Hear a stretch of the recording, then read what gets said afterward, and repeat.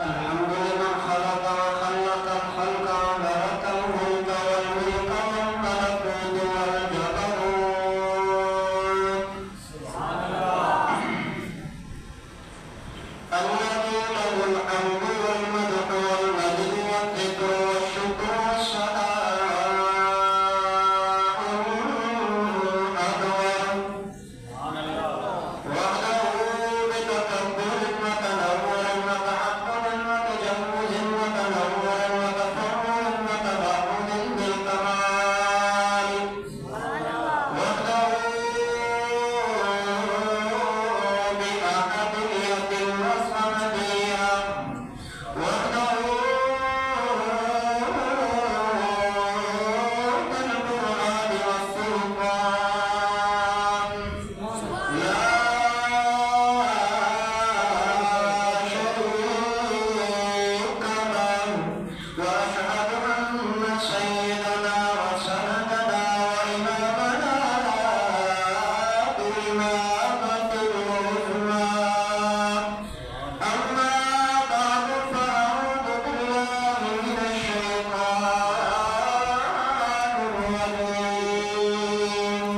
بسم الله الرحمن الرحيم. قل إن كنتم تحبون الله فاتبعوني يحببكم الله ويغفر لكم ذنوبكم والله غفور رحيم. سبحان ربك رب العزة عما يصفون وسلام على المرسلين والحمد لله رب العالمين. انتہائی واجب القدر معزز محترم طلباء اعزام علماء کرام اساتذہ کرام السلام علیکم ورحمۃ اللہ وبرکاتہ.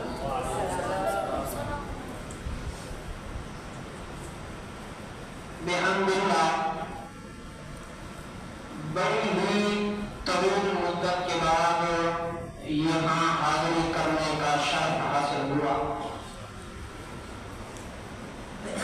آج میں جس موضوع پر گفتگو کرنا چاہتا ہوں وہ ہے اطاعت رسول. تلاوت شدہ آیت مذکورہ سے پہلے اللہ نے مسئلہ توحید کا ذکر فرمایا. مسئلہ توحید کو بیان کرنے کے بعد اللہ نے رسالت کا ذکر فرمایا, اطاعت رسول کا ذکر فرمایا. دوستو,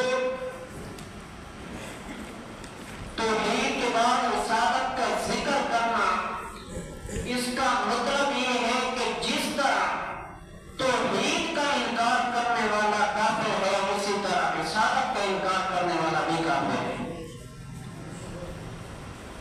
تو اس آیت مبارکہ کے اندر اس کا شان نزول سننے شان نزول اس کا روح ہے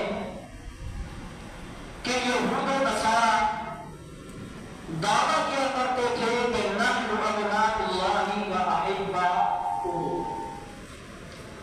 کہ ہم اللہ کے محبوب ہیں, ہم اللہ کے بیٹے ہیں. تو اللہ نے فرمایا میرے پیغمبر میرا محبوب بننے کے لیے کچھ شرائط ہیں. جس طرح محبوب اور جس طرح حبیب محبوب کے لیے کچھ شرطیں